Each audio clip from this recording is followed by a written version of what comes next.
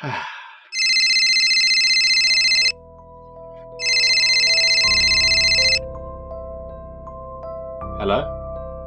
Have you checked the children? Well, they're not here anymore. What about your family? They're not here either. Your friends? Oh yeah. You right, Chandler? Screw you. Yeah, he's fine. You don't have anybody else? No, it's just me. Don't you get lonely? Sometimes. Well, you know what? Screw you! We took a look at the 1979 cult classic When a Stranger Calls. The iconic story of a babysitter, played by Carol Kane, being stalked by a deranged killer. Then the movie gets Tourette's and shows some middle-aged woman being harassed by the creepy pervert for some reason before the movie realised its own story and returned to Carol Kane at the end for the killer to meet his demise by Officer Charles Durning. I really wasn't a fan of the film. The first 20 minutes of Carol Kane receiving the phone calls was really well done despite some poor acting, but it was creepy and a very effective scene. Predating Scream, so it was just revolutionary for a movie to start off with a sequence like that. But the rest, it was just a muddled mess, but you can't deny the impact that When a Stranger Calls had in the world of horror. And of course, in 2006, we got a remake that everyone and their dog hated, but not a lot of people know that the original film actually did get a sequel. While the first movie was a big hit and went to theatres, this 1993 sequel was a simple television movie. But despite being practically unheard of, often slipping under the radar, it was well received by critics, calling it just as good as its predecessor, though it suffers the same problems. Well, let's just see if this low-budget, unheard of sequel to an overrated sack of shit is any good. When a Stranger Calls Back. Well, he's creepy as shit. Hi. The bell's broken. Seriously, are we sure he's not the killer? He's just weird. And right away, we get some dramatic ass locking of the door. Oh, you just know things are gonna go down now. They're basically doing what the original did, with the babysitter being stalked, but my first question is, how is any of this possible? This girl is called Julia, played by Jill Sholin, and it's acknowledged that she accepted this babysitting job at the very last minute. And, as always, we later find out that the killer has planned out this entire evening of a game of cat and mouse, but how could he do that if she didn't accept the job at the last minute? I don't know. But hey, at least Julia checks out the kids right away. Last time Jill was just like, man, I'm out of here. The killer probably butchered the kids instantly and she didn't even know. Useless turd. Aha! See? He used a phone, so this is a When a Stranger Calls movie.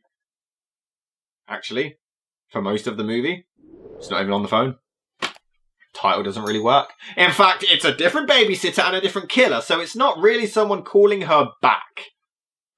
And how do these stalkers know every babysitter in town and what house they're going to be at?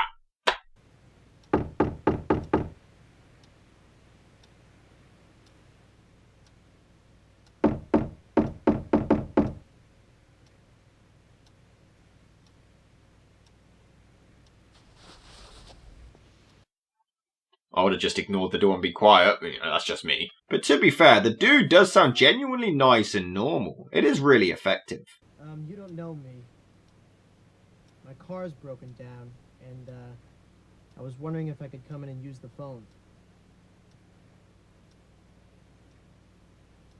Who do you want to call?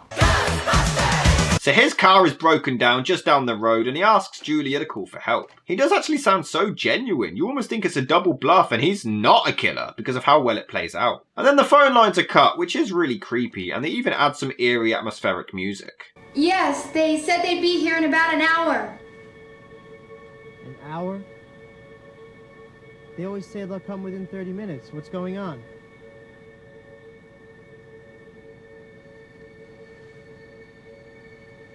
That's what they told me. Yeah, she is a really bad liar. Should have just ignored the door. Weirdly, he waits an hour for the auto club to come and help him with his car, but naturally they don't turn up because she didn't really call them, and he returns to the house. But since we know that he's the killer, why does he even risk waiting an hour before coming back? This plan would only work if the parents were 100% punctual and are back at the exact time they promise, which is unlikely. But the tension is really high, and I actually think the suspense is built up way better than in the original. Shots like this work really well. They are framed up perfectly. You expect to see someone appear behind her. You wait anxiously, but it never comes. It's genius. But Julia decides to pretend to call the auto club again despite the lines being down just to get rid of him. Smart girl. Why don't you call my brother? Tell him to come over. Ah, the 90s, where people didn't have mobile phones to call their siblings. It was a simpler time.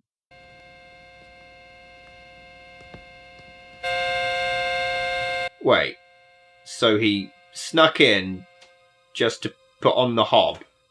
Just to mess with her? What? She doesn't actually realise, which is really clever. The audience will notice because we saw her turn it off earlier, which heightens the tension, but the character doesn't realise. But yeah, us petty nitpickers will. Yeah, we're the real G's. She's just so innocent and helpless. You're begging for the parents to return. What do you want? You never called them, did you? You never called the auto club. Yes, I did. Of course I did. Oh boy. Things just got serious. I've done what I could for you. Why don't you just go away and leave me alone? Matt, this is the opening! And it's so strong and powerful. Way more effective than the opening in the original. And then she realises that a page she wrote notes on earlier has completely vanished. Okay, that is terrifying. She does manage to keep calm and continues to pretend to make another call to the man's wife, but she subtly believes that he's outside the window. It's so creepy, and Jill Sholin does an incredible job. You can tell she's fearing for her own safety and completely paralysed with fear. This is such an underrated performance.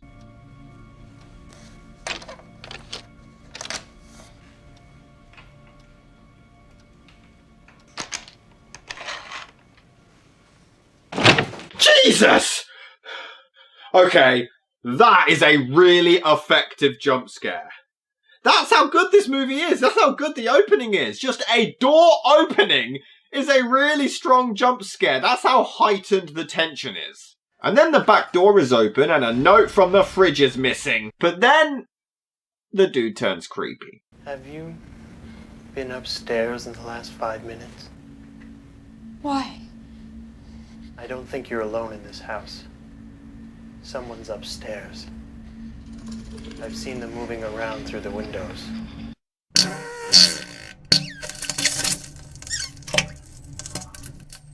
But this shot of his shadow behind her in the reflection is great. And then she discovers the children are missing. Jesus Christ! Oh, you know what? Screw the first film. This is incredible. And at least here, Julia tries to save the kids. Man, f*** Jill.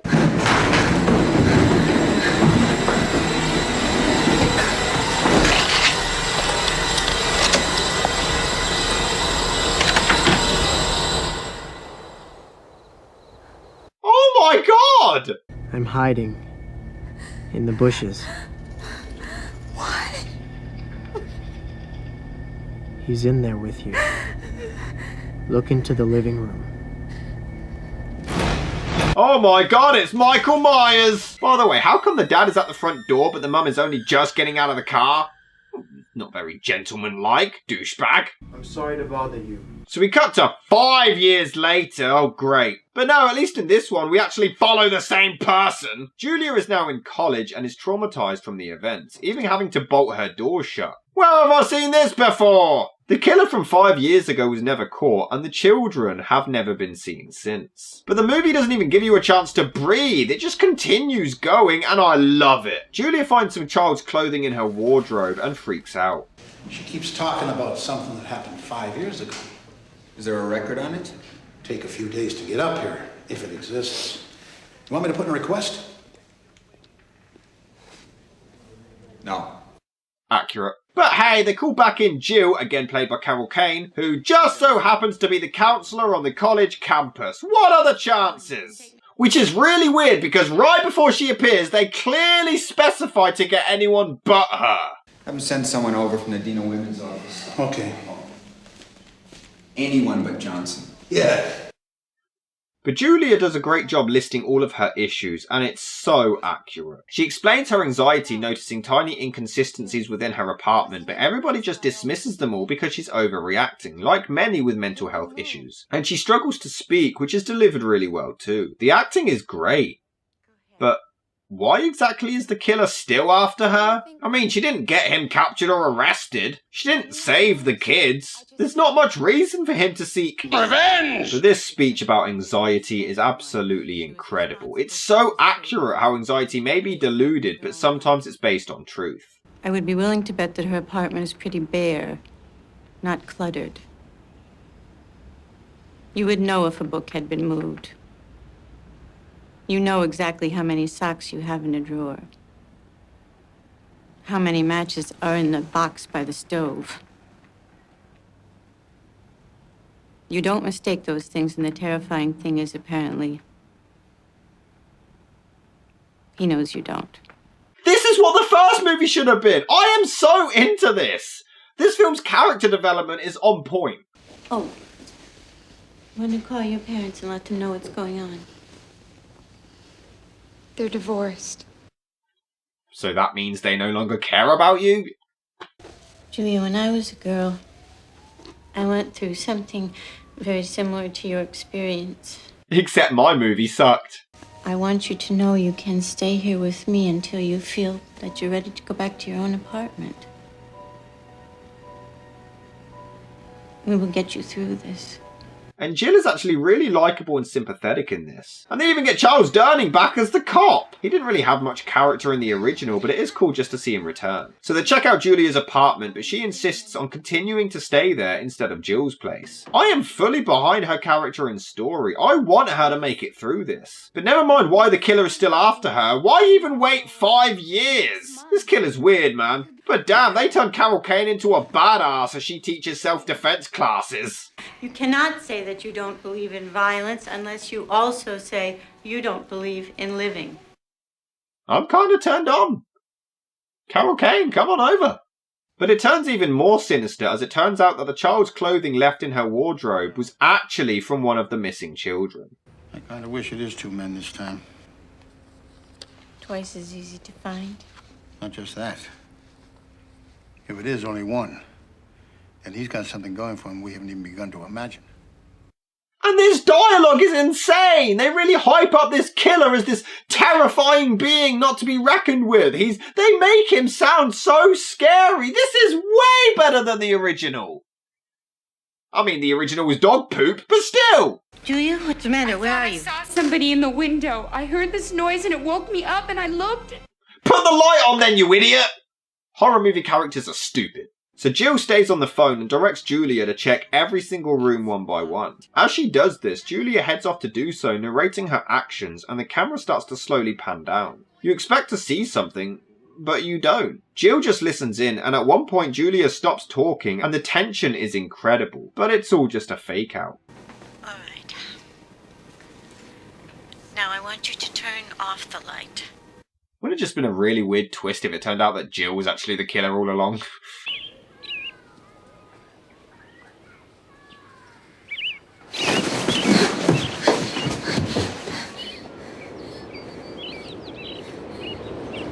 Jesus Christ, either this dude is a ninja or Julia is the heaviest sleeper in the world.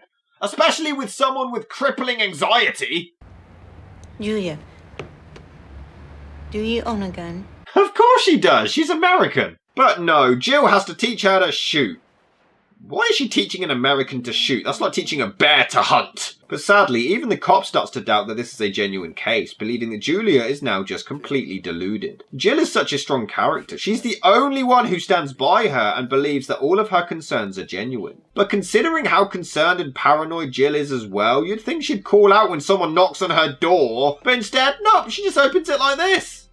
Bit weird. But Jill and the cop leave Julia alone to go and investigate the house that the whole ordeal took place in. Weirdly, they even claim that the cop has a bad reputation in the neighbourhood. Why? He stopped the first killer. Why is he such a bad boy?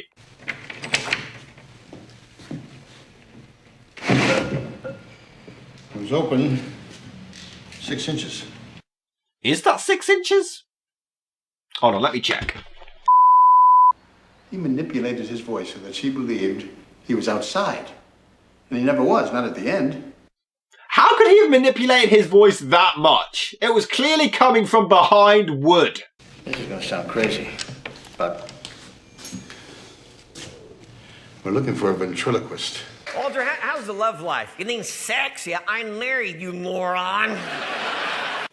What? Earlier he was saying, no, Julia's deluded. Let's use logic and common sense. And now he's saying, look, just hear me out. The killer is a ventriloquist. What? What? And again, how can a ventriloquist make their voice sound like they're behind wood? It's Julia. She shot herself. Oh my God! Okay, I must admit, I didn't see that coming. What was the weapon? We already got the forensic report on the slug. They dug it out of the ceiling. It was from a 9mm registered in her name. We found it right beside her. Yeah, it's amazing she's still alive. Oh, okay. Bit of a cop-out. And then Jill starts to blame herself. Oh, good, she bought her the gun. Read it again. It's dark. No phone. What do you think that means? No phone. Ah, diaries. The easiest way possible to get out exposition without the character speaking. Wait, why would she even be writing that in the dark anyway? A man is mugging me. He's taking my wallet.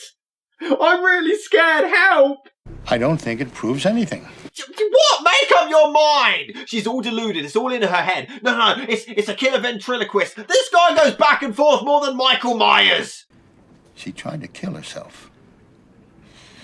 What if you're wrong? I just don't understand why they think that her trying to commit suicide is such an impossibility. What? She's traumatized? Depressed? Anxious? She wouldn't try to kill herself, nah. But this is an awesome shot of the darkness surrounding Julia in her hospital bed. Perfect metaphor for her life. All we hear is footsteps and a clock ticking, and the shot lingers. We hear some movement from the darkness, and eventually Jill enters to break the silence. Those stupid doctors, they don't believe it, but they don't know you. Why is it so unlikely that she attempted suicide? Her life's a mess! She's miserable and you both abandoned her! Once she finally leaves, the killer steps out of the shadows and begins touching her, and it is so creepy. I don't quite understand why he doesn't just kill her here and now, but that kind of makes him even more evil.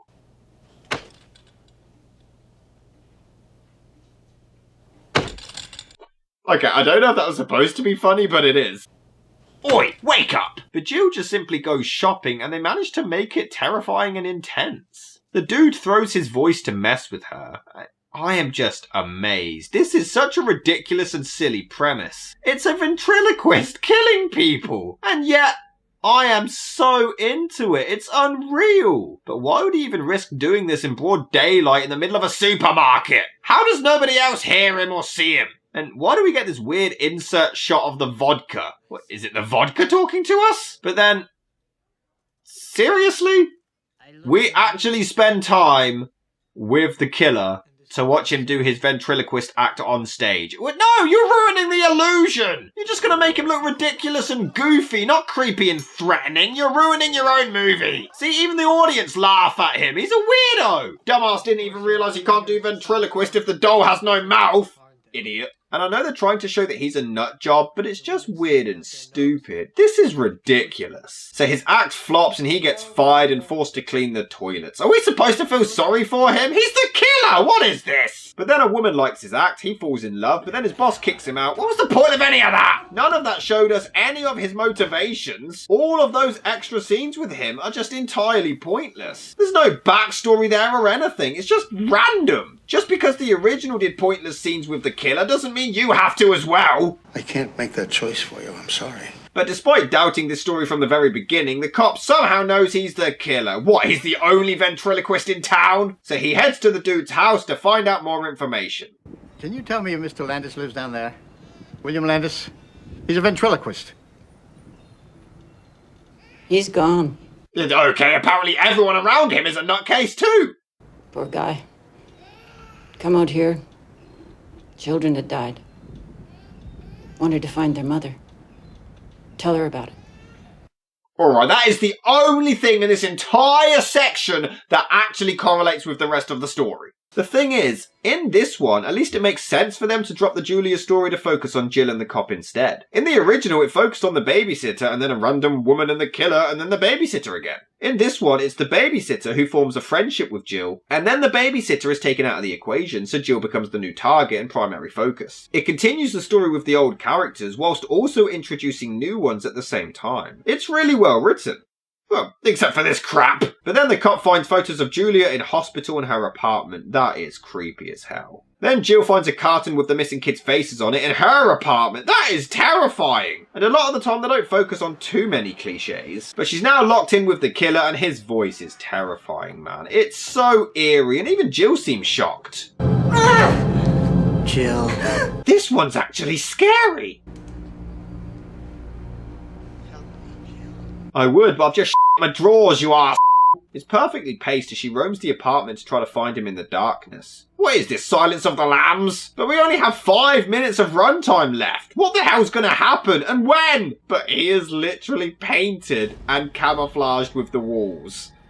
So this is ridiculous. But why is he even bothering with Julia or Jill? He's a struggling ventriloquist who can't get a job. Maybe that should be your main priority, mate. But then he scraps being stealthy and just attacks her. What? That doesn't make any sense. That's not his style. Then he tries poking her eyes out. Oh no, it's Jacob. Good night. He's gonna get you. Where's the gun?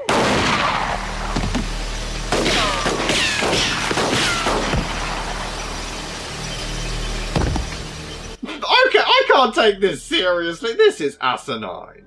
Is he dead? He's dead. Okay, so now does he get some recognition? I mean, he stopped the first killer and still nobody likes him, apparently. I don't understand. Oh, and that's actually where the movie ends. Just right there. Just like the original. Kind of abrupt, but alright. And that was When a Stranger Calls, a pleasant surprise and way better than the first one. You actually grow to like the characters, you're even more involved. The killer gets silly to the end, but the build-up is fantastic. It's very much a Stephen King style film. Well built up with whack payoff. But god damn, it's scary as hell. It does everything the first one should have done and deserves a lot more credit.